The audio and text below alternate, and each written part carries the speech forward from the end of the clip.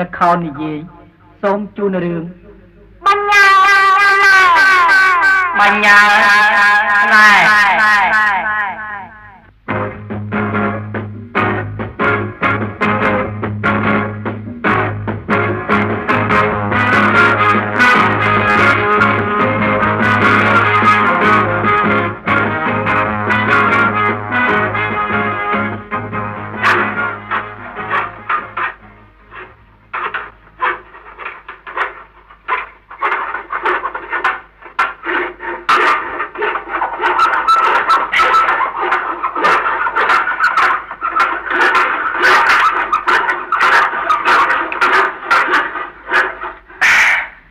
លោកតាកូនទូនេះចិត្តហើយនៅតែដំដៃគោលភ្ជាប់ប៉ុណ្ណោះទេលោកតាសម្រាប់បន្តិចទៅចាំចៅដំទាំងហើយលោកតាតាមមិនវល់ទេណាទូនេះទុកជាស្នាដៃចៅឯងចោះពូម្ចាស់គេនឹងគេពេញចិត្តឲ្យចៅធ្វើដោយផ្ទាល់ណាតែខ្លាចវាមិនល្អសូមលោកតាជួយណែនាំខ្លះផងណែមលីចៅបាទតាស្ដាយណាស់ស្ដាយបើបានឪពុកឯងជួយយើងក្នុងរបរនេះដែរជីវភាពយើងពិតជាមានកម្រិតខ្ពស់ជាងនេះបន្តិចទៀតមិនខានទេពិសេសតាគិតដល់ឯងដល់អូនស្រីធម៌របស់ឯងដែលនៅក្មេងត្រូវការសម្លៀកបំពាក់ស្អាតបាតត្រូវការសប្បាយខ្លះក្នុងជីវិតឲ្យសមនឹងគេឯងត្រូវការកូនផ្ទះតូចមួយដែលជាជំរកផ្ទាល់របស់យើងឥឡូវតាគ្មានសង្ឃឹមអីទេមនុស្សជាអ្នករៀបចំឆាកជីវិតប៉ុន្តែពុំនឹកខិតទេជាអ្នកសម្រេចណាលោកតាសូមលោកតាជួយបញ្យល់ណែនាំចៅមកតើត្រូវធ្វើអ្វីខ្លះចៅនឹងជួយលោកតាលោកតាមានប្រសាសន៍បានមកនេះពិតជាត្រូវគឺថាមនុស្សជាអ្នករៀបចំជីវិតប៉ុន្តែព្រមលិខិតតើជាអ្នកសម្រេចដូចជាចៅអញ្ចឹងតាមពិតនៅជាកូនអ្នកស្រែចម្ការនៅដាច់ស្រយាលពីទីក្រុងតែងគេនឹកស្រមៃចង់មកលេងទីក្រុងនឹងគេស្មានមកដល់សោះថា3ឆ្នាំនេះសង្គ្រាមបានធ្វើឲ្យចៅខ្លាយទៅជាក្មេងកំព្រាហើយចៅមានវាសនាដោយបានមកធ្វើជាចៅធម៌លោកតានៅឯទីក្រុងឯនេះទៅវិញនេះមិនគឺព្រមលិខិតសម្រេចទេនារីចៅតាចៅក៏មានបញ្ញាមិនអន់ជាងមលីប្រមាណដែរណាតាអរគុណចៅណាស់ដែលចៅមានសន្តានចិត្តឈឺឆ្អាលក្នុងជីវភាពគ្រួសារយើងណាតាមពិតទៅតាមិនចង់ឲ្យឯងធ្វើការអីទេតាចង់ឲ្យតែឯងរៀនតទៅទៀតណាប៉ុន្តែដូចជាចៅឃើញស្រាប់ហើយណាលោកតាចៅគ្មានតូចចិត្តអ្វីទេចំពោះចៅដែលបានរៀនបន្តិចបន្តួចគ្រាន់បានមើលអក្សរជាតិឯងដាច់ដែរវាគ្រប់គ្រាន់ណាស់ទៅហើយលោកតាការរៀនចេះដឹងចេះក៏សម្រាប់ចុះទៅប្រើក្នុងមុខរបរផ្សេងដែរបើយើងគ្មានចំណេះហើយ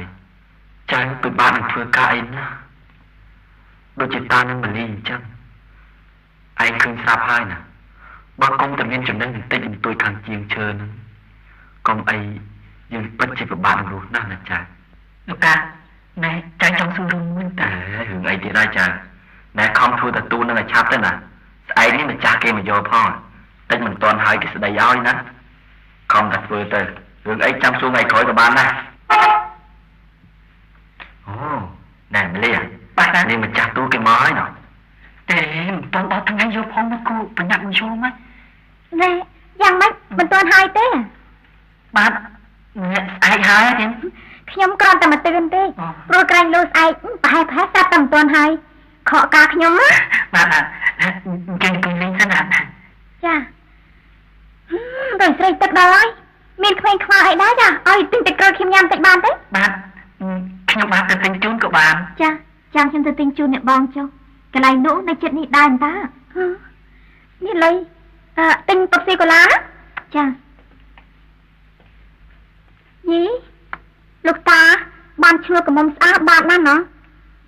លោកតាមិនខ្លាចចៅកំឡុងលោកតាខូចចិត្តទេនាងជាចៅធေါ်ខ្ញុំឯតាខ្ញុំចាស់ហើយ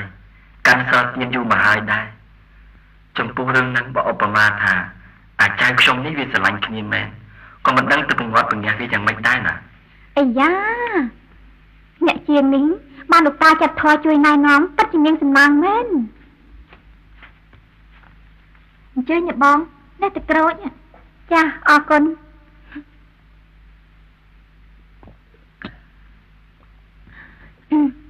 con tu níu mình thông mình tội xong là mồm là ổn á mình nhóm ba chỉ kê bên chân thôi chẳng đàn nhiên thua tu ní sầm lập chung từ mình đàn nhiên thế ngạc bà cha khi ông ban chụp kê mà đòn co cho khi chỉ mất phép tôi khi từ lên ca kê bạn à hỏi khi tôi đang kê tha kê núng chỉ nhẹ nhàng cầm sát sau bây giờ tu muối có không biết sầm lập bạc kho ai ba hãy nín tập khi ông mà lùi thua tu ní sầm lập kê đặng bay tôi kia nụ sao ri ba lại chiên cho chẩn khi ông ăn nhạt lại đặt cho mua lại chiên tối mùi này trong tu cái ná của ban đấy ai từ bên chất bạn bỏ con đàn nhiên để bạn đòi cái tình yêu đòi khi nhom cần liên lục ta nên mẹ chiên từ bên hay mà sai nín ba hai chỉ là nghe tất khi nhom mà giờ tu nè bạn chữ chơi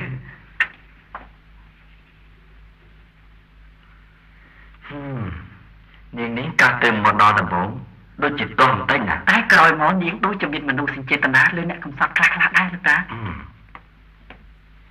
lục ta bong chiên từ xa bái nè to mà lý họ bài từ là hai sân sầm thua tiên nè ta được ta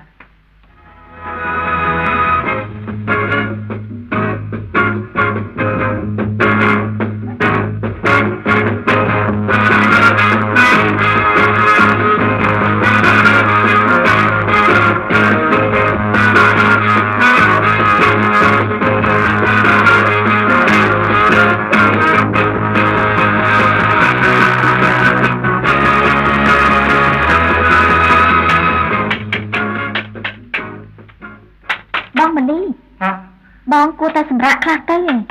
chụp nát thứ hai nè tu đấng bật sáng cho bằng hai cả bàn đấy bàn tê lúc đó ai bật những lúc mà do bị bệnh lâm tới mình bỏ bật tập sinh mình kho cá như thế đây thì bong niềm núng tao của đột biệt sầm già luôn ai đây nè ôn anh thì cái bong tới nè nè ai bật ra bị bệnh lâm thon tích o cầm lăng tới chỉ chứ nè bọn anh kết khi nhom đòi mình lăng tệ ai ai trong từng gây được bong mình cát à khi nhóm quỳ cầm đo bao là hốt đo thưa tu ni hai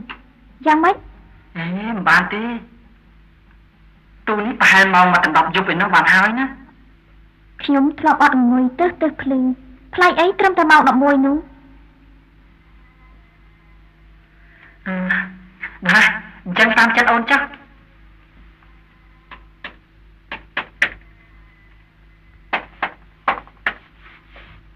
bong à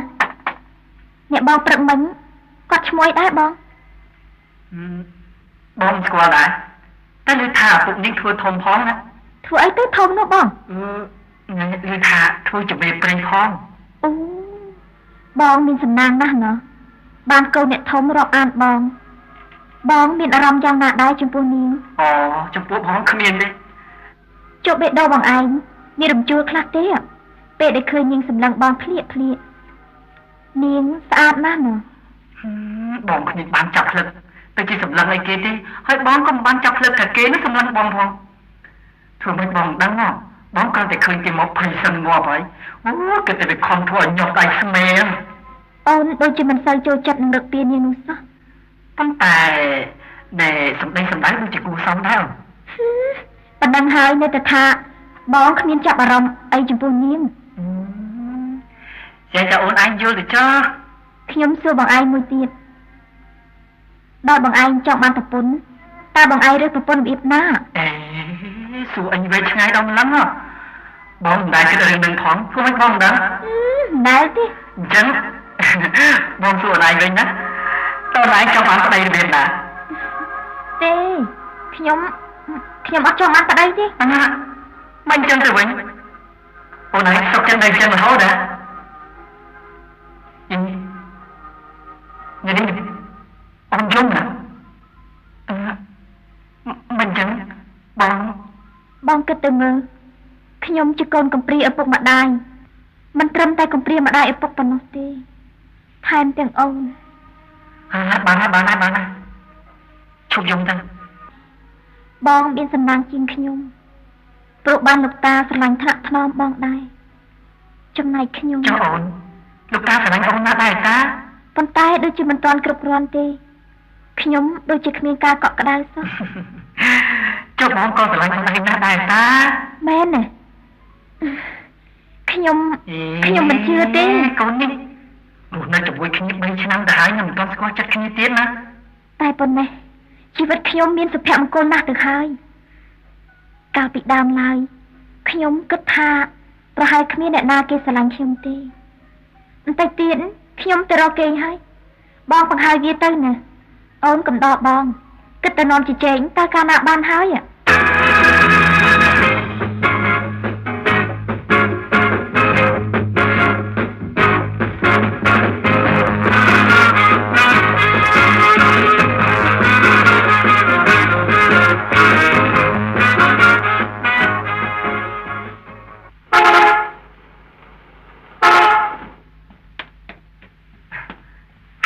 ជួយយកឡើយទៀតខ្ញុំធ្វើហើយ ចាស់យកលើប៉ុន្តែអ្នកជាងឯងជួយយកដាក់ក្លោទៅផងណាព្រោះឡានតាខ្ញុំជាប់រវល់ទាំងអង្គ បាទបីទេទៀត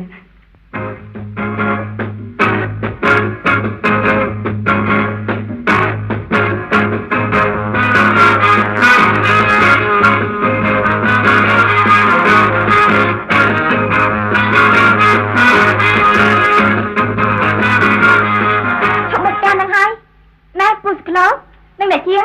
ជួយសែងចូលទៅក្នុងផ្ទះនោះផង បាទពូជួយសែងខ្ញុំពូ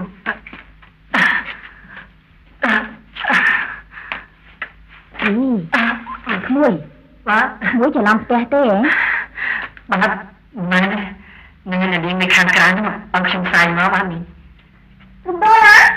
អើរំដួលលោកអ៊ំជំរាបសួរលោកអ៊ំចាអូក្មួយណាតទេហ៎ ណាស់មែនណាយើងតែឡើយហើយណែអ្នកជាងដោះរូបថតលោកអ៊ំដែលថតជាមួយរំដួលនោះចុះមកដើម្បីដាក់ទូទាំងហ្នឹងណា បាទ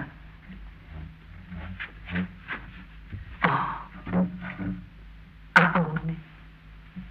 គឺបងកំពុងនឹងនិយាយតា ណែពូសក្លោលុយណាអញមកឲ្យយើងដឹងជាមុន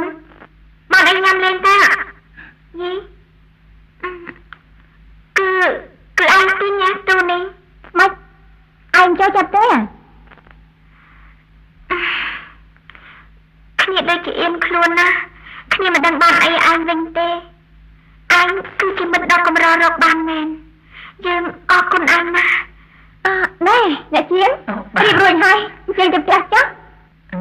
ណែ បាទ យីមិនសម្លឹងមកខ្ញុំចឹង បាទសុំទោសនេះថត អ្នកជាងចេញសិនចុះចាំស្អែកខ្ញុំយកប្រាក់ទៅជូននៅផ្ទះមករំដួលយើងនាំឯងជិះឡានដល់លេងប្រជុំសិនណាយើងក៏បានប៉ុន្តែគ្នាដូចជាមកពុកឲ្យអ៊ំគាត់មើលផ្ទះទៅលាសិនហើយអ្នកជាងនេះទុកលុយ50រៀលនេះជិះសក្លោទៅផ្ទះវិញចឹងណា បាទអរគុណ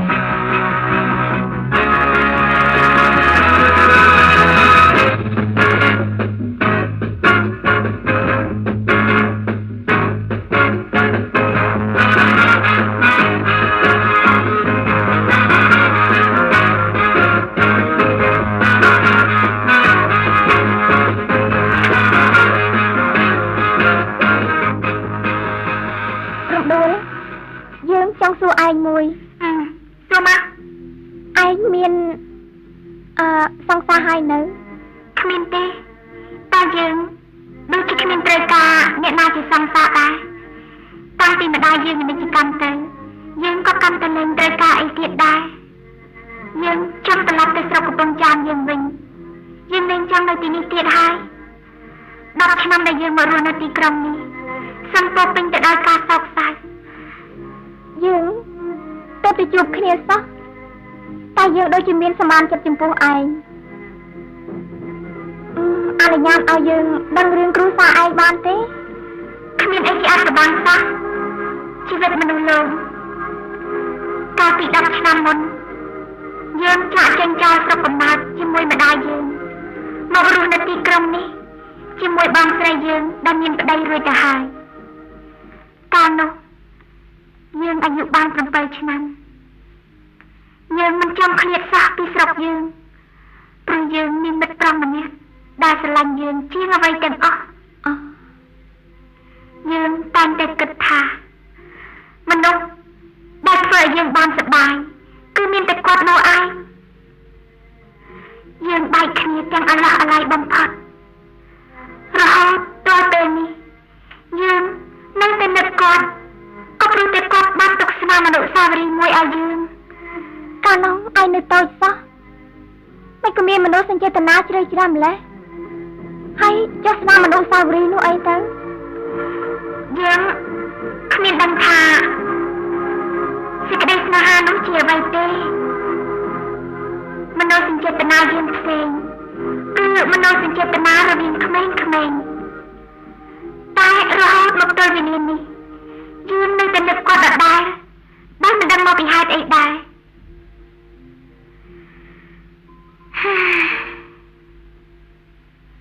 កាលពីឆ្នាំទៅនេះម្ដាយយើងមានជំងឺជាទម្ងន់ក្រោយមកគាត់ក៏ទទួលអនិច្ចកម្មទៅ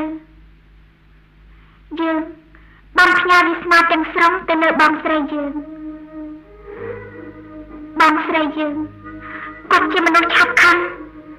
ហើយដោយគាត់មានកូនច្រើនដល់តែ8ទៅហើយនោះគាត់ក៏កើតមានជំងឺខ្សោយបេះដូងប្រហែលខែនេះរឿងយើងដូចជាស្មុគស្មាញពេកចុះហេតុអីក៏បងស្រីឯងបដៅឲ្យឯងមកនៅក្នុងកូនផ្ទះទូចមួយនេះដែលជាកម្មសិទ្ធិរបស់អ៊ំច័ន្ទទៅវិញព្រោះយើងគ្មានទីពឹងបានជាយើងមករស់នៅជាមួយគាត់បើកុំតែបានគាត់ថ្នាក់ថ្នមនាំយើងដូចម្ដាយយើងនោះកុំអីយើងពិតជាចុះបងស្រីឯងនៅណាគាត់ស្លាប់ហើយស្លាប់យីម្ដាយឯងទើបនឹងអនិច្ចកម្មពីឆ្នាំទៅបងស្រីឯងស្លាប់ទៀតប្រហែលជាគាត់សោកស្ដាយម្ដាយឯងពេកហើយធ្វើបេះដូងគាត់មិនមែនរឿងនឹងទេគាត់ស្លាប់ព្រោះគាត់សរសៃខ្ចីទើបនឹងឆ្លងទន្លេបាន 4-5 ខែប៉ុណ្ណោះប្តីគាត់ធ្វើឲ្យគាត់ស្លាប់ណាបើឯងដឹងចឹងឯងមានមិនទៅប្តឹងកូនគាត់8នៅក្នុងបន្ទប់យើងមិនដាច់ចិត្តធ្វើអញ្ចឹងយើងទុកឲ្យគាត់រស់នៅដោយវិជ្ជានៅវិបដិសារីរហូតមួយជីវិតចំណែកយើងសុខចិត្តបំភ្លេចរឿងនឹងទៅចុះតើគាត់មានកំហុសអីទៅកំហុសគាត់ខ្ញុំមិនចង់រំលឹកពីគាត់ទៀតទេមួយជីវិតនេះគាត់ជាអ្នកបំផ្លាញអនាគតគ្រួសារខ្ញុំបើគុំតែខ្ញុំមានក្មួយតូចដែលជាសាច់ឈាមបងស្រីខ្ញុំ8នាក់ទុកឲ្យគាត់ថែរក្សានោះកុំអីខ្ញុំពិតជាសោកស្ដាយនឹងគាត់មិនខានរឿងឯងស្ដាប់យូរទៅកាន់តែជក់ចិត្តតាមពិតគឺរឿងឯងនឹងបងថ្លៃឯងមែនទេណាត់បងថ្លៃយើងជាមនុស្សខកខើណាស់យើងស្អប់គាត់ណាស់យើងមិនចង់រំលឹករឿងនឹងទៀតទេពេលវេលាហាក់ដូចជាយូរណាស់សម្រាប់យើងពេលនេះយើងដូចជាកាន់តែចង់ជួបមិត្តប្រុសយើងនោះកាន់តែខ្លាំងឡើង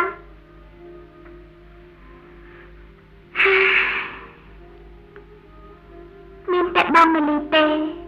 ដែលចេះលំខ្ញុំកាលពីតូចពេលម៉ែខ្ញុំនិយាយជេរខ្ញុំតែងតែពួនយំនៅផ្ទះគាត់បងមលីជាអ្នកលំខ្ញុំនាំខ្ញុំទៅលេងនេះលេងនោះបំភ្លេចរឿងទឹកជួននាំខ្ញុំទៅលេងមាត់ទឹកស្ទួយត្រីកំសាន្តយើងក៏ភ្លេចរឿងអ្វីអស់ទៅដែរនេះឯងមើលស្នាដៃដែលគាត់ខំយើងកាលពីមុនបែកគ្នាពេលនោះយើងចាប់ទាញដៃគាត់បង្ខំឲ្យគាត់ជិះកប៉ាល់មកជាមួយយើងមកនៅឯភ្នំពេញនេះប៉ុន្តែដែលគាត់ភ័យពេកគាត់ទៅជាខំដៃយើងទៅវិញចង់រឿងហ្នឹងយើងផ្អាកសិនចាស់ថ្ងៃក្រោយឯងពិតជាបានដឹងច្បាស់ជាងនឹងទៅទៀតកាលណាយើងបានជួបនៅបងមលីហើយពេលនោះយើងនឹងនាំឲ្យបានស្គាល់គាត់ដែរអញ្ចឹងតើនាំគ្នាទៅផ្ទះវិញហ៎ហ្នឹងហើយម៉ោង7ទៅហើយតាយើងពិតជាចាំផ្លូវយើងហើយ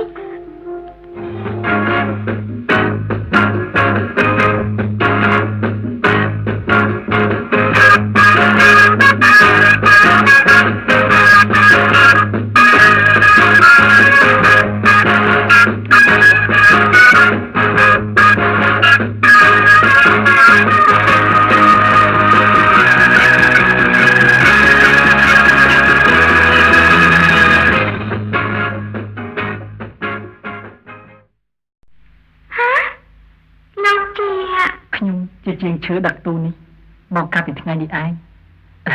ខ្ញុំរងចាំនាងត្រឡប់ពីដើរលេងជាមួយមិត្តនារីមិញហ្នឹង លោកមិនតាន់ទៅផ្ទះវិញទេ បាទ ណាបានផ្ដាំថាស្អែកគេនឹងយកលុយថ្លៃទូនេះទៅជូនណាឬមួយលោកចាំយកពីខ្ញុំអត់លុយទេ អត់បានទេបាទណែខ្ញុំចង់សួរអ្នកនាងបន្តិចបានទេបាទ ចាមានការអីណា ណែអ្នកនាងឈ្មោះរំដួលមែនទេ ចាយ៉ាងមិនចា ជារំដួលតូចនៅកំពង់ចាមហ្នឹងមែនទេបាទ មិនក៏លោកដឹងអីវិញឆ្ងាយណា អ្នកនាងស្គាល់ក្មេងម្នាក់ឈ្មោះម៉ាលីចាស់លោកតាសំនោះទេ ចាស្គាល់ប៉ុន្តែខ្ញុំឃ្លាតពីគេនោះ10ឆ្នាំទៅហើយខ្ញុំចាំឃើញមុខទេណាមិនដឹងទីមានមុខមាត់ខ្លាចយ៉ាងណាទៅហើយទេបើសិនជាឃើញក៏ប្រហែលមិនស្គាល់គ្នាដែរព្រោះខ្ញុំអាយុ7ឆ្នាំគេអាយុ8ឆ្នាំ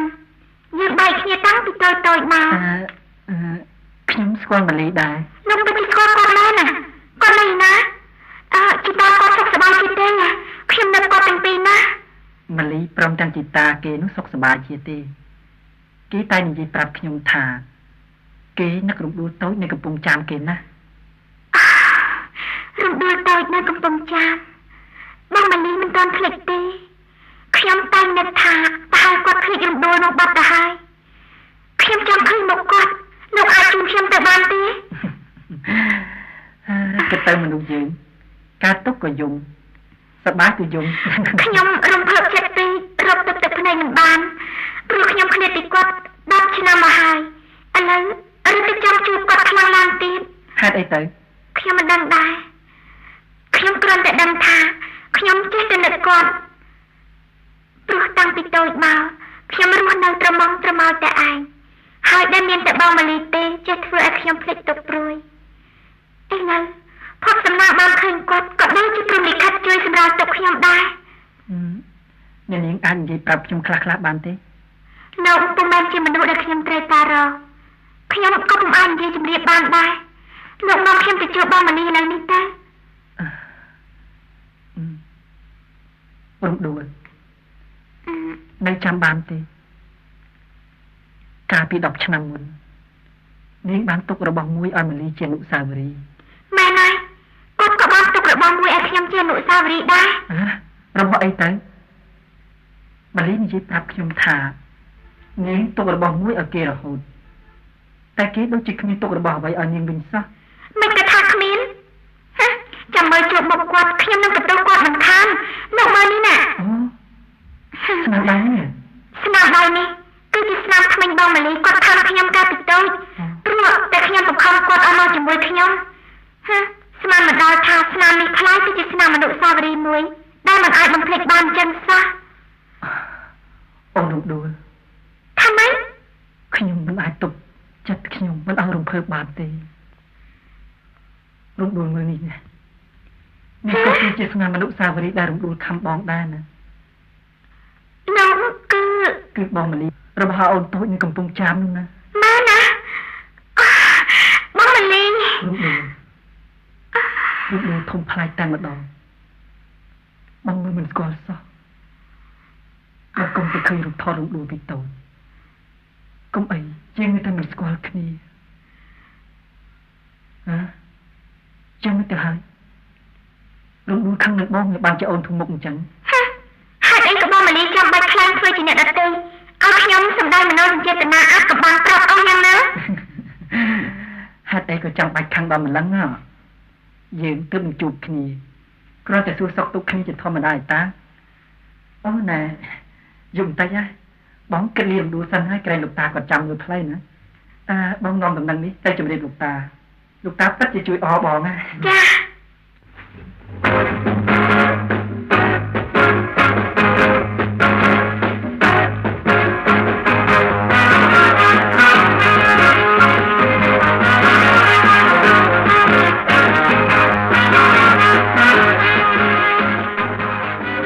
លោកតាសូមលោកតាណាត់ចានផង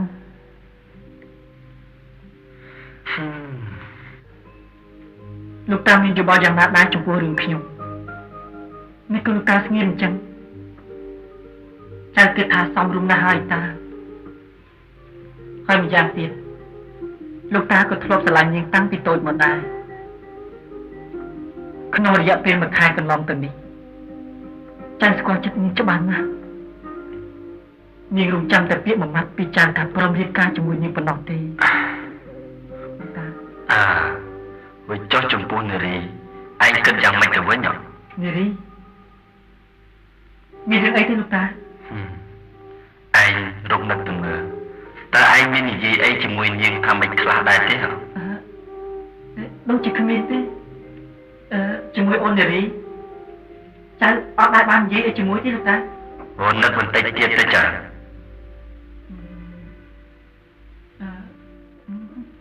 ពិតជាអត់មានមែនទេលោកតានារីបានប្រាប់តាថាពេលមួយនោះវាអង្គុយកណ្ដោឯងដើម្បីធ្វើទូតរបស់នាងណាពេលនោះវាបាននិយាយសារស័ព្ទថ្លែងទុកសោកប្រាប់ឯងព្រមពេលជាមួយនោះឯងបាននិយាយថាស្រឡាញ់វាដែរនោះអីមិនក៏ឆាប់ភ្លេចម្ល៉េះតាចាស់មែនហើយប៉ុន្តែតាមិនដែលធ្វើអ្វីផ្ទុយនឹងសម្បជញ្ញៈតាទេណាលោកតារឿងនឹងចៅនិយាយដោយត្រង់ស្មោះតែម្ដងទេស្មោះត្រង់យ៉ាងម៉េចនារីជឿថាឯងនិយាយត្រង់នឹងហើយបានជាគ្នានឹងទុកចិត្តហើយចេះតែដេកញញឹមដេកសង្ឃឹមតែម្នាក់ឯងណាលោកតានារីពិតជាច្រឡំមកចាស់ទើបតែនឹកឃើញពេលនារីបាននិយាយថាចៅនេះមានសំណាងជាងដែលមានលោកតាស្រឡាញ់ស្នាក់ខ្នងលោកតាមិននឹកស្មានថាចៅឆ្លើយដោយត្រង់ប្រាប់អូននារីដើម្បីលុំចិត្តនាងកុំឲ្យព្រួយពេកនោះថ្លៃទៅជាសេចក្តីសង្ឃឹមរបស់អូននារីសោះចៅបានឆ្លើយថាស្រឡាញ់អូននារីមែនប៉ុន្តែលោកតាចៅស្រឡាញ់នាងដូចប្អូនស្រីការបង្កើតប៉ុណ្ណោះទេវិចុះហេតុអីក៏ឯងមិនប្រាប់វាត្រង់ទៅព្រោះចៅក៏គ្មានបាននឹកថាអូននារីនិយាយពីរឿងស្នេហាឯណាទៅវិញទេវិចុះឥឡូវឯងគិតយ៉ាងម៉េចបើនារីគ្នាបាក់ចិត្តមកលើឯងទាំងស្រុងទៅហើយនោះអាណិតវាណាស់បើវាដឹងរឿងហ្នឹងវាពិតជាព្រួយចិត្តស្លាប់ហើយណាចៅមានតែមជ្ឈបាយមួយទេគឺសុំទោសអូននារីហើយនិយាយរឿងនឹងប្រាប់នាងប៉ុន្តែសូមលោកតាជួយសម្រេចរឿងចៅនឹងរំដួលផងចំពោះតាគ្មានស្រឡាញ់អ្នកណាអបអ្នកណាទេរំដួលក៏តាធ្លាប់ស្រឡាញ់តាំងពីតូចនៅស្រុកជាមួយគ្នាដែរតាបើឯងបានជាតាក់ទាញតាក់សម្ដែងជាមួយគ្នាទៅហើយក៏គួរតែដោះស្រាយជាមួយនារីសិនដែរណាកុំឲ្យវាព្រួយចិត្តនិងខូចចិត្តពេកបាទលោកតាស្អែកនេះចៅនឹងប្រាប់នាងមិនខានពេលនេះយប់ពេកទៅហើយប្រហែលនាងគេងលក់ទៅហើយក៏មិនដឹងទៅរហូតដេកឲ្យពួនសិនទៅណាបាទតា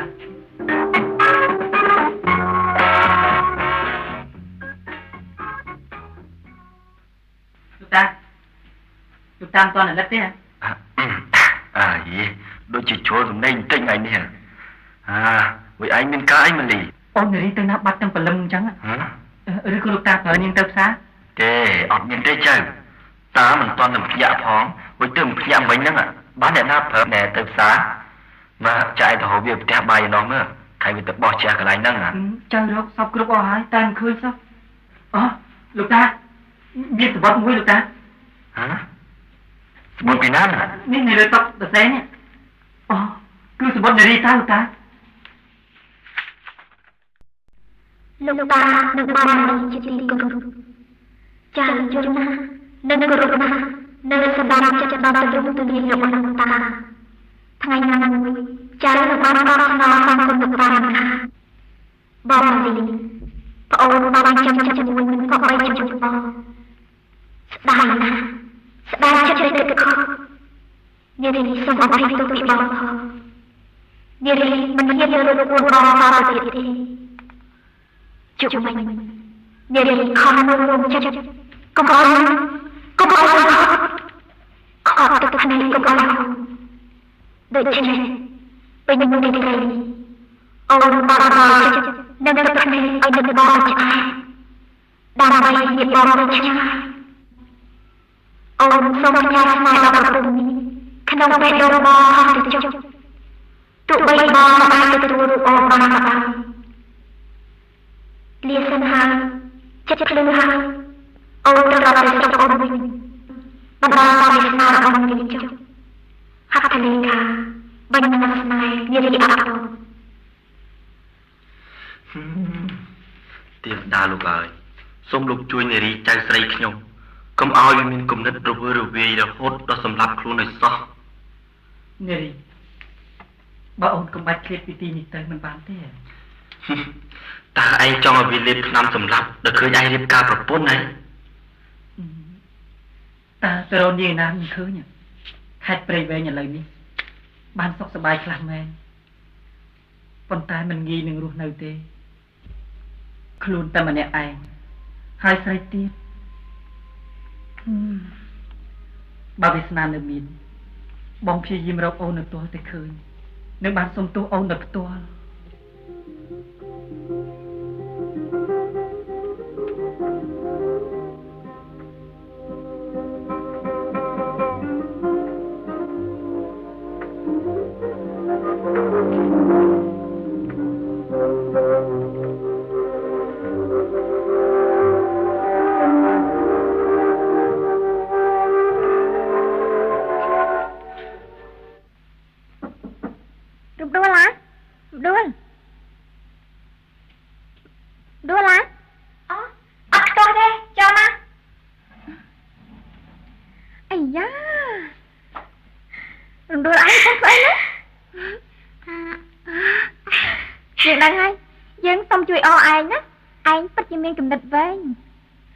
ការរៀបចំទុកជាមុនក៏ជាការប្រសើរដែរអូបើជាគ្នាវិញហ៎ពិតជាទិញគេស្រាប់ហើយអូណែឯងរៀបការជាមួយម៉ាលីរបស់ឯងកាអ្នកណាថារំដួលឯងពិតជាមិនទាន់ដឹងអីមែនណែមុននេះបន្តិចណាគ្នាចូលផ្ទះណែម៉ាលីដើម្បីឲ្យគេធ្វើតុកមួយគេប្រាប់យើងថាបន្តិចទៀតនេះគេមកជួបឯងសុំស្នើរឿងរៀបការហ្នឹងណាហើយគ្នាក៏ធ្វើជាកំងឲ្យគេធ្វើរបស់មួយទៀតសម្រាប់ជាចំណងដៃដល់ឯងមែនណាយើងគ្មានត្រូវការឯងនិយាយលេងទេរឿងនេះគួរសប្បាយណែមិនឯងធ្វើមកក្រៀមចឹងយើងដឹងហើយឯងអោពេកបានទៅជារំភើបផ្លែកអញ្ចឹងយីឲ្យអៀមសម្រាប់កូនងានេះឯងចាក់អំរងអញ្ចឹងណែតែខាងប្រុសគេឃើញប្រយ័ត្នគេលួចសើចណាហើយជប់គិតទៅគ្នាគិតត្រឡប់ទៅវិញហើយគ្នាគ្រាន់តែឈានមកប្រាប់ឯងឲ្យដឹងមុនបន្តិចទៀតហ្នឹងម៉ាលីគេមកជួបឯងយើងទុកឱកាសឲ្យឯងពីរនាក់សន្ទនាគ្នាចុះក្រែងលោថាគ្នារំខានណាវាសិនណាណាសូមឯងបានជោគជ័យចុះលោកម៉ាលីមកដល់ល្មងខ្ញុំនិយាយសិនហើយបានទៅនិយាយលេងទេណ៎យល់ถึงឆ្នាំហ៎បាទអរគុណរំដួលអូនដឹងរឿងយើងហើយមែនទេអូអ្នកនាងណាប្រាប់អូនហើយគូតែអូនយ៉ាងម៉េចហើយអីបានជាអូនយំទៅវិញបងម៉ាលីអូនយំព្រោះអីអូនឯងនេះមិនខុសពីអូនរំដួលកាលពីក្មេងសោះអូនដឹងទេមនុស្សយើងមិនដែលសប្បាយខ្លាំងពេកឬក៏វេទនាខ្លាំងពេកដោយមនុស្សយើងនឹកស្មានក្នុងចិត្តនោះទេប៉ុន្តែមានរឿងដ៏អាម៉ាស់មួយបែបគឺក្នុងពេលសប្បាយរីករាយហើយស្រាប់តែមើលឃើញនៅប្រការវេទនាខ្លះអូនចង់និយាយតាមទ្រឹស្ដីអ្នកនិពន្ធមួយរូបដែលនិយាយថាមើលឃើញរបស់ជាទីស្រឡាញ់ហើយចាប់មិនបានគឺជាចម្រៀងមួយបទដែលគេច្រៀងមិនចាញ់មែនទេគ្មានរឿងអីបែបនេះកើតឡើងទេបងព្យាយាមធ្វើខ្លួនបងឲ្យទៅជាវត្ថុបំណងរបស់អូនហើយព្រមដួលបងមកនេះគឺមកស្នើសុំរៀបការជាមួយអូនបន្តិចទៀតយើងនឹងទៅជាគូស្វាមីភរិយាពេញលក្ខណៈហើយណាលាក់បាំងអីជាតិនេះបងស្រឡាញ់តែអូនម្នាក់គ្មានប្រែចិត្តទេគូសង្សារស្នេហាទាំងអស់សុទ្ធតែស្បត់ស្បាយសូមឲ្យស្នេហារបស់ខ្លួនស្ថិតនៅគង់វង្សជាស្ថាពរក៏ប៉ុន្តែភាពជាស្ថាពរនៃសេចក្តីស្នេហានោះស្ថិតនៅក្នុងកណ្ដាប់ដៃអតិទេពឯនោះទេអូនរំដួលថ្ងៃនេះអូននិយាយសុទ្ធតែតាមទ្រឹស្ដីកុំព្រួយអីអូន ឆ្លើយតែមួយម៉ាត់មកចុះថាអូនយល់ព្រមរៀបការនឹងបងរឿងនេះបើអូននិយាយទៅបងពិតជាបងទៅមើលអ្នកណាគេរកអីហ្នឹងទុកឲ្យបងទៅមើលយីអ្នកនេះណាមានរឿងអីមកចូលសិនមកមិនគួរយំមកទេយ៉ាងចឹងណាទេយំមិនណាណៃយីមកមើលយីមកមិនគេយំចឹងហើយដូចជាភ័យខ្លាំងម៉េចណែលោកម៉ាលីទៅជាមួយខ្ញុំមកឆាប់ឡើងណែឈប់សិនមានការយ៉ាងម៉េចនឹងនិយាយសិនមកលោកម៉ាលីប៉ាខ្ញុំឲ្យមកតាមលោកម៉ាលីតែជាបន្ទាន់ព្រោះគាត់ប៉ាជាគ្មានសង្ឃឹមទេប៉ានឹងយ៉ាងម៉េចហើយហេតុអីក៏គាត់ស្គាល់ខ្ញុំអត់ដឹងដែរតែព្រឹកមិញនេះពេលប៉ាបើកឡានទៅធ្វើការស្រាប់តែមានគ្រោះថ្នាក់ចរាចរណ៍បណ្ដាលឲ្យប៉ាខ្ញុំរបួសជាធ្ងន់ណាស់ឥឡូវនៅឯមន្ទីរពេទ្យតែគាត់ចេះទៅរវើរវាយស្រែកហើយទៅឈ្មោះលោកហើយឲ្យខ្ញុំមកតាមលោកឲ្យខាងទៅបានណាមានរឿងផ្លាយការឡើងអញ្ចឹងផងប៉ាអ្នកនាងតែគ្មានពេលនិយាយរកដើមហេតុអីវែងឆ្ងាយទេបើលោកមានសមានចិត្តចំពោះខ្ញុំលោកគួរតែយកដល់ប៉ាខ្ញុំផងអូនលោកដួលតោះយើងទៅជាមួយអ្នកនាងណាទាំងអស់គ្នា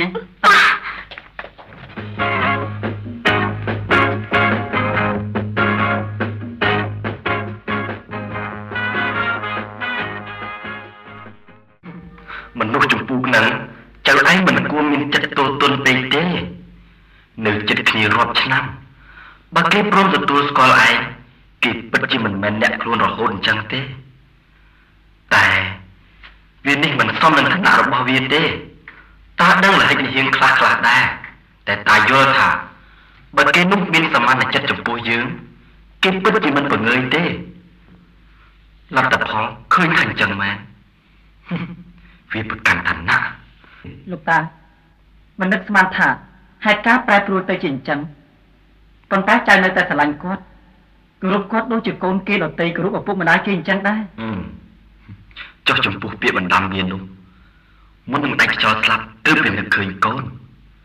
បើគ្មានគ្រោះថ្នាក់កើតឡើងដោយចៃដន្យមកផ្ដាច់ជីវិតវានោះប្រហែលជាគ្មានរឿងនេះកើតឡើងដែរឪពុករបៀបហ្នឹងលោកតាជួយគិតទៅមើលពេលទៅដល់មន្ទីរពេទ្យអ្នកនាងណាតក្តីអូនដួលក្តីចៅក្តីសុទ្ធតែបានស្ដាប់ពាក្យបណ្ដាំគាត់ទាំងអស់គ្នាចំពោះខទី1ចៅគិតថាវាមិនជាពិបាកទេព្រោះឪពុកចៅគ្មានកូនឯណាផ្សេងក្រៅពីចៅតាមគាត់និយាយក្នុងពាក្យបណ្ដាំនោះគាត់បានសារភាពថាចាប់តាំងពីគាត់បែកពីម៉ែកាលចៅនៅក្នុងពោះម៉ែនៅឡើយនោះគាត់មកមានប្រពន្ធមួយទៀតប៉ុន្តែគាត់គ្មានបានកូនមួយសោះក្រោយមកគាត់ក៏ស្រស់ចិត្តគ្នាទៅសុំកូនគេចិញ្ចឹមគឺរូបនាងណាតនេះនៅពេលដែលនាងណាតបានអាយុ13ឆ្នាំប្រពន្ធរបស់គាត់មានជំងឺមកបៀតបៀនរហូតដល់ស្លាប់ទៅដោយគាត់អាណិតណាតដោយកូនគាត់បង្កើតគាត់ក៏សុខចិត្តនៅពោះម៉ែរហូតដល់សពថ្ងៃប៉ុន្តែក្រោយមកពេលនាងណាតមកធ្វើតុកទូនៅផ្ទះយើងនេះគេដឹងទៅហើយថាយើងដែលជាសាច់ឈាមគេនៅរស់យ៉ាងលំបាកនៅទីនេះហួចហេតុអីក៏គេដាច់ចិត្តមិនបង្ហាញខ្លួនឲ្យយើងដឹងរហូតនេះមិនគឺគេមិនចង់ទទួលស្គាល់ឯងជាកូនជាចៅគេទេរឿងនេះចៅគួរតែអន់ចិត្តនឹងគាត់ព្រោះចៅតែងខំស្វែងរកគាត់គ្រប់ទិសទីស្មានមិនដល់ថាគាត់នឹងចិត្តបង្កើយហើយថែមទាំងស្គាល់ចៅយ៉ាងច្បាស់លាស់ទៀតផងប៉ុន្តែរឿងនេះសូមលោកតាអភ័យទោសឲ្យគាត់ផងទៅគាត់ក៏បានសារភាពកំហុសទាំងឡាយនោះហើយដែរនៅពេលមុនគាត់នឹងដាច់ខ្យល់គាត់បានស្រែកសុំអភ័យទោសពីលោកតាពីខ្មោចម៉ែយ៉ាងខ្លោចផ្សាធ្វើឲ្យចៅទ្រាំមិនសម្រក់ទឹកភ្នែកមិនបានម្លីចៅត្រូវដឹងថាឪពុកចៅជាមនុស្សមួយរូបដែលធ្វើឲ្យគ្រួសារតាអាប់អន់កិត្តិយសរឿងកន្លងមកជាយូរឆ្នាំហើយតែជារឿងដែលមិនគួរបំភ្លេចបានដល់ងាយនោះទេកូនស្រីពុកកូនស្រីអភ័ព្វណាស់ស្លាប់ទៅទាំងក្មេងខ្ចី មុនស្លាប់ទៀតជ្រាបសូមសេចក្តីអនុគ្រោះពីតាចំពោះប្តីនាងនៅតែមានភក្តីចំពោះប្តីដែលគ្មានសេចក្តីស្មោះត្រង់ជាមួយនាងសោះលោកតាដំណើររឿងយ៉ាងណាម៉ែស្លាប់ក្នុងសភាពបែបណាចៅកើតឡើងមានតែលោកតាមួយគត់ដែលបីបាច់ចៅបានស្គាល់ម៉ែតាមរយៈរូបថតតែពុកចៅគិតនឹងស្គាល់ជាលើកដំបូងនឹងជាលើកចុងក្រោយបង្អស់នេះតែប៉ុណ្ណោះទេលោកតាមលីចៅពេលនោះឯងទើបតែមានអាយុ3ខែប៉ុណ្ណោះចៅគិតទៅមើលរស់នៅក្នុងសភាពបែបហ្នឹងតាឈឺចាប់យ៉ាងណាតាចាស់ហើយថែមទាំងមានកូនណែតមួយនៅក្នុងបន្ទប់ទៀតផងនោះទីបំផុតត្រូវតែសម្រេចចិត្តទៅរកឪពុកឯងដើម្បីឲ្យឯងបានកក់ក្ដៅទាំងបានរស់នៅក្បែរឪពុកផងស្មានមិនដល់សោះថាពុកឯងចិត្តខ្មៅមិនព្រមទទួលស្គាល់ជាម្ដុំរបស់ខ្លួនដោយខ្លាចប្រពន្ធចុងក្រោយពីតាបានរៀបរាប់ពីមរណភាពរបស់ម្ដាយចៅហើយទឹកមុខគេក៏គ្មានប្រតិកម្មអ្វីប្លែកសោះដែរតាមិនភ្លេចទេពេលនោះពុកឯងត្រឡប់ទៅសួរតាវិញថាតានឹងមានរឿងអីទៀតនិយាយឲ្យអស់ចុះខ្ញុំមិនប្រកាន់តាទេទោះបីតែតាចាប់មនុស្សច្រឡំមកលើខ្ញុំថាជាឪពុកក្មេកក៏ដោយក៏ខ្ញុំមិនប្រកាន់ដែរខ្ញុំមានការត្រូវធ្វើច្រើនណាស់ទៅទៀតអញ្ជើញតាទៅវិញចុះណែប្រាក់បប500រៀលទុកទិញទៅដល់គួរឲ្យក្មេងនេះបើបដោះសំសិនទៅលោកតាចង់ម្ដាយចៅគាត់ស្លាប់ក្នុងសភាពបែបណាដែរដែលធ្វើឲ្យលោកតាឈឺចាប់រហូតដល់សប្តាហ៍ថ្ងៃនេះលោកតាកាលម្ដាយចៅទើបបានអាយុ17ឆ្នាំតាបានព្រមលើកឲ្យកូនគេម្នាក់ដែលនៅជិតគ្នាគេនោះឈ្មោះសុនគេមានពួកម៉ាក់ម្នាក់ឈ្មោះចម្រើនគឺឪពុកឯងនេះថ្ងៃមួយពេលតាមិននៅផ្ទះរវល់ទៅរកទិញអីវ៉ាន់ដើម្បីយកមកតុបតែងផ្ទះដើម្បីរៀបអាពាហ៍ពិពាហ៍ម្ដាយឯងស្រាប់តែព្រឹត្តិការណ៍មួយកើតឡើងហួសពីការស្មានគឺឪពុកឯងនេះឆ្លៀតពេលទៅលបួងម្ដាយឯងព្រមទាំងចាប់បខំរំលោភលើនាងយ៉ាងព្រៃផ្សៃបំផុត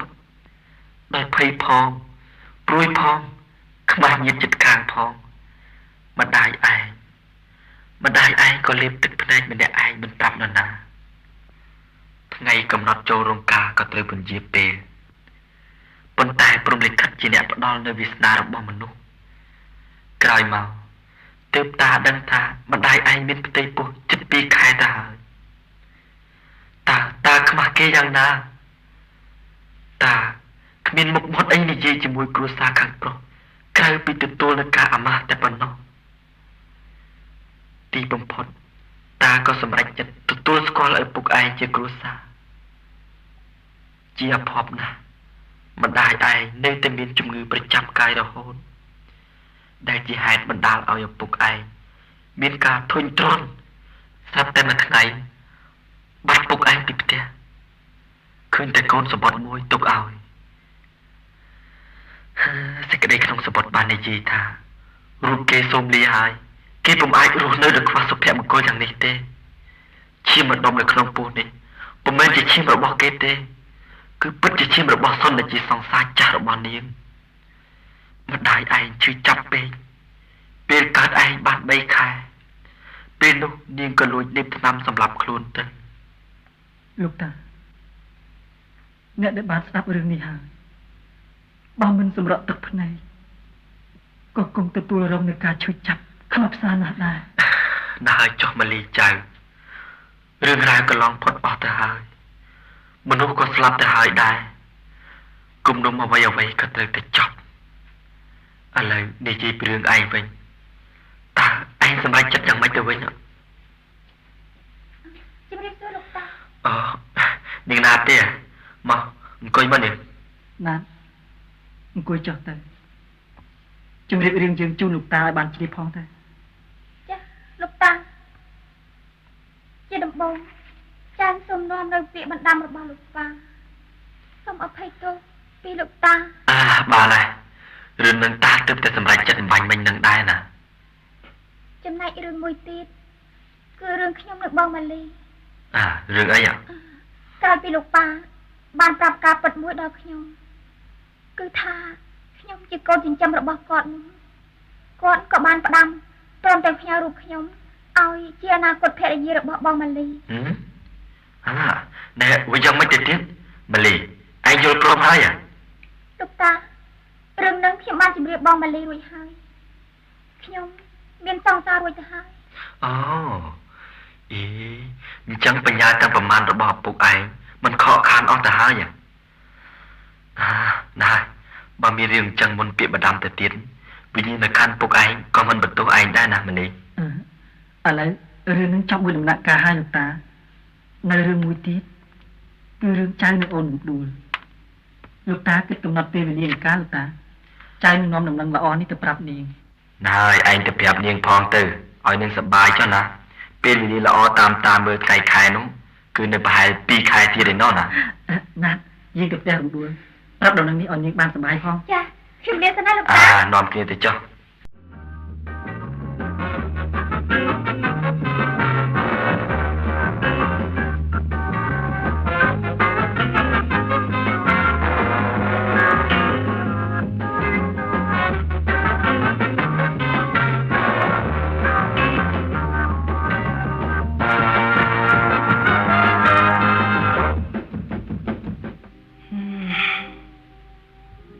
គិតបញ្យល់សោះ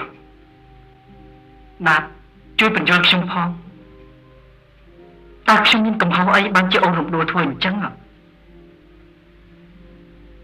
ថ្ងៃមុននាងយំព្រោះអកពេកដោយដឹងថាយើងចិត្តរៀបការ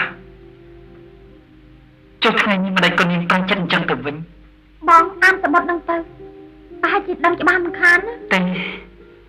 ខ្ញុំមិននឹងបានមើលទេខ្ញុំខ្លាចក្រែងសេចក្តីខ្ញុំសមុទ្រនេះជួបប្រទះនូវព្រឹត្តិការណ៍អាក្រក់ណាមួយណា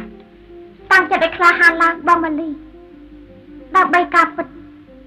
បងត្រូវតែអានលិខិតនេះហើយអានទៅ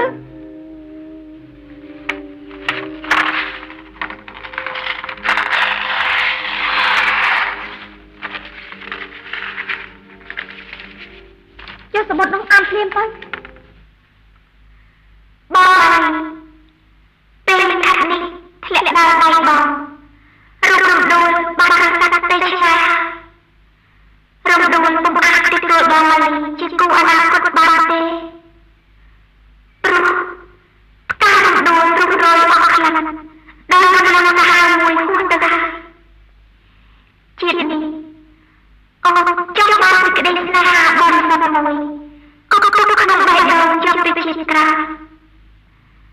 ប៉ុន្តែបងម៉ាលីស្រឡាញ់អូនពិតអូនសូមផ្ញើវត្ថុម្យ៉ាងដែលជាជីវិតរបស់អូនដល់បងថែរក្សាវត្ថុម្យ៉ាងគឺសេចក្តីស្នេហាមួយរវាងបងនិងវត្ថុនោះប្រពៃខែទៀតសូមបងទៅទទួលយកវត្ថុម្យ៉ាងនោះផងតាមរយៈណាដែលជាមិនកម្ររបស់បងរបស់អូនមិនបានតាមរកអូនទេអូនទៅឆ្ងាយថ្មណាអូនក៏កំពុងជិះនៅលើរថភ្លើងរបស់បងផ្សោតមួយពីទីខ្ញុំខែមួយឆ្ពោះទៅកន្លែងមួយទៀត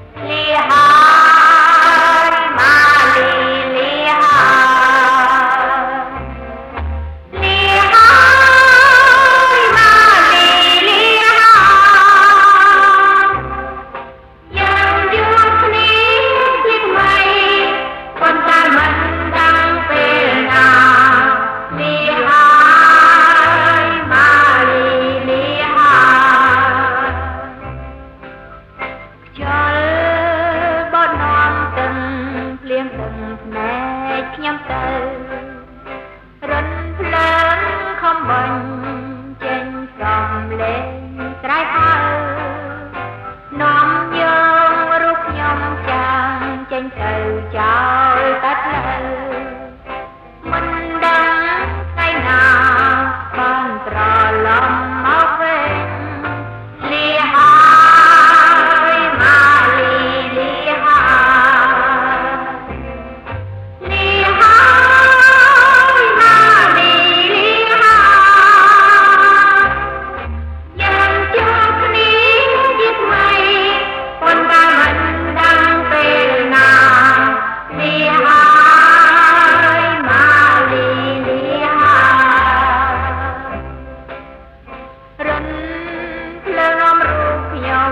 ទៅឆ្ងាយឆ្ងាយពីមិត្ត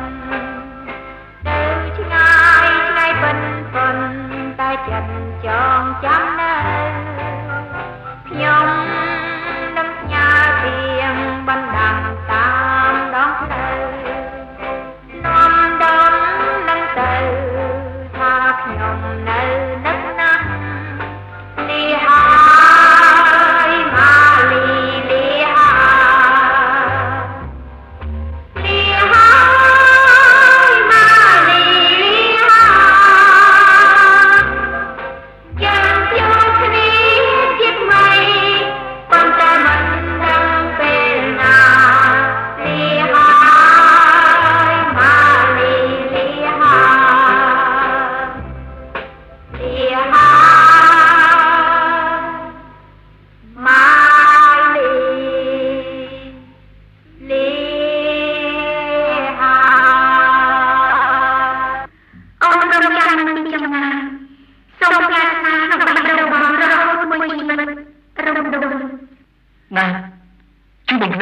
ទៀតផងមើលរឿងអ្វីផ្សេងមិនដឹងទេតែរឿងជីវិតពិតជាខ្លោចផ្សានឹងឈឺចាប់ណាស់អូទេវតាសូមគុំបណ្ដោយឲ្យនាងធ្វើអត្តឃាតដោយម្ដាយខ្ញុំណាអូនរំដួលឡើយនៅឯណានាងចង់ផ្ញើអីនឹងខ្ញុំហើយហេតុអីក៏ណាស់មិននិយាយប្រាប់ខ្ញុំផងក៏ព្រោះតែខ្ញុំចង់ការពារជីវិតអស់សង្ឃឹមរបស់រំដួលបងម៉ាលីអត់ដឹងទេថានាងមានការចាប់ណាស់ក្នុងមួយជីវិតនាងស្រឡាញ់បងម៉ាលីណាស់តែនាងពុំអាចទទួលបងបានទេហេតុអីទៅព្រោះនាងត្រូវបងថ្លៃនាងរំលោភបាត់បង់ភាពបរិសុទ្ធពធអូនរំដួលឥឡូវនាងឃ្លាតទៅហើយទៅឆ្ងាយហើយទីកន្លែងដែលនាងជ្រកនៅបើបងចង់ទៅក៏រកមិនឃើញដែរក្រែងតែខ្ញុំជូតបងទៅប៉ុន្តែចាំដល់ពេលនោះសំដឹងក៏បាន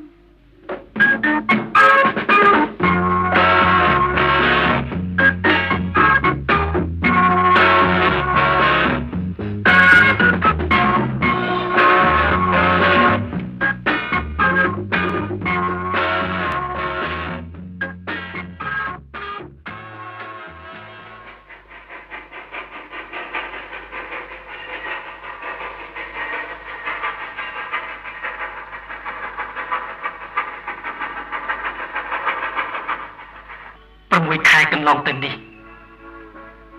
ហាក់ដូចជា6 សតវត្ស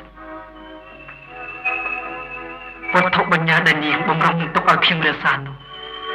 គឺអ្វីទៅតានាងនៅទីណាពេលនេះអូនណាប្រាប់បងមក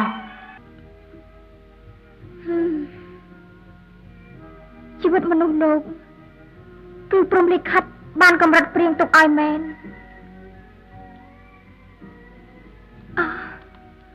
នៅតែបន្តិចទៀត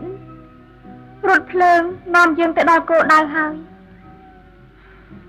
អាចកំបាំងទាំងប៉ុន្មានក្នុងជីវិតរំដួលបងនឹងរំលាយបានយ៉ាងងាយព្រោះទំហំនៃការឈឺចាប់របស់នាងរស់នៅក៏មិនបានស្លាប់ទៅក៏មិនកើតផ្លូវដោះស្រាយមានតែម្យ៉ាងទេគឺក្នុងថ្ងៃនេះបងពិតជាបានដឹង មកចុះមកចុះពីរថភ្លើងនេះទៅបងនៅអីអញដល់ណាទៀតពីស្ថានីយ៍រថភ្លើងនេះទៅកន្លែងដែលរំដួលសំណាក់មិនឆ្ងាយប្រហែលទេយើងនាំគ្នាដើរតាមបន្តិចទៅដល់ហើយយើងជិះលំមកវិញទៅឲ្យឆាប់ដល់អញ្ចឹងក៏បាន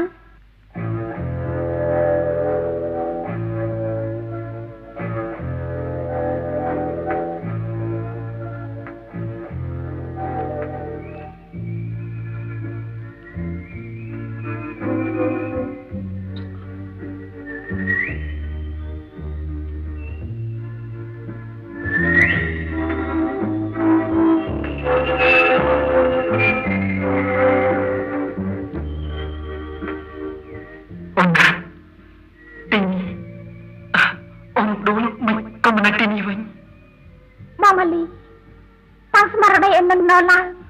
អូនោះនាងចេញមកហើយពុទ្ធអូនដួលស្មានមិនដល់សោះថាមានរឿងចឹងកើតឡើងសោះឈប់សិនបងមិនអាចទៅប៉ះនាងបានទេព្រោះនាងពុំមែនជាមនុស្សសាមញ្ញដូចបងទេនាង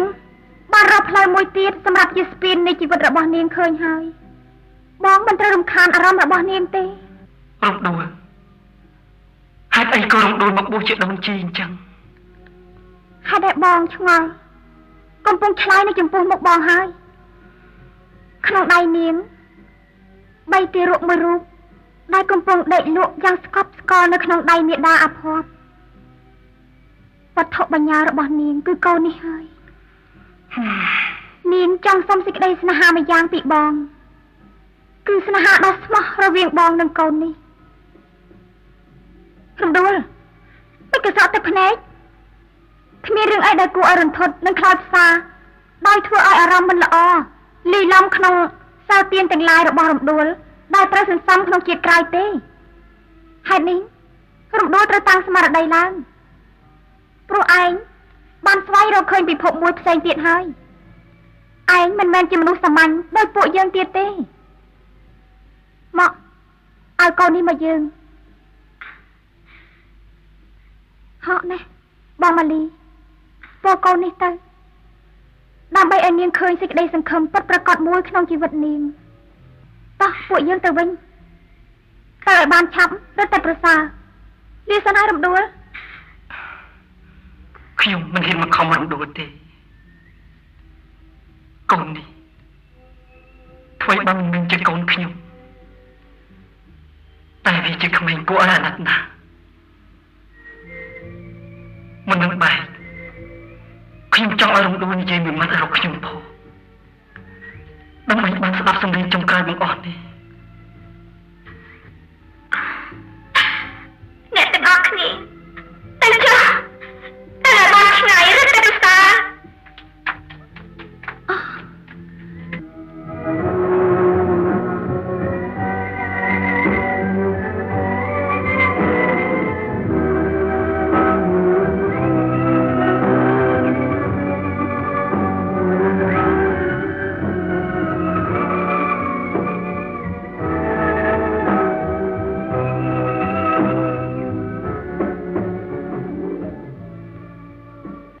និយាយ